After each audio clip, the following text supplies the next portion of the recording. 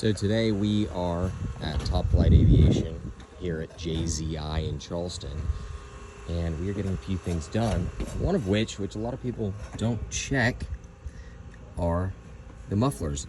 This is the IO-550, but every airplane, every IO variation of this engine, within the mufflers are flame cones. So you can see we removed them there.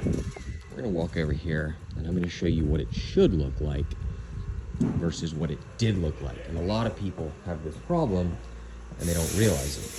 So here's the muffler. Within the muffler, it has these flame cones. You can see it's kind of a cone in there. I'll flip it over.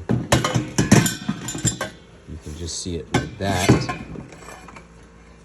Kind of see those holes. That's a flame retardant, or a flame stopper basically, so that from your exhaust you won't get any flames, which is a hazard.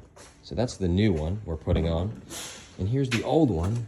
You can see the difference. So a lot of times over the years, just because of heat and the way they're manufactured, these cones will just burn out, shatter away. So we're getting that changed.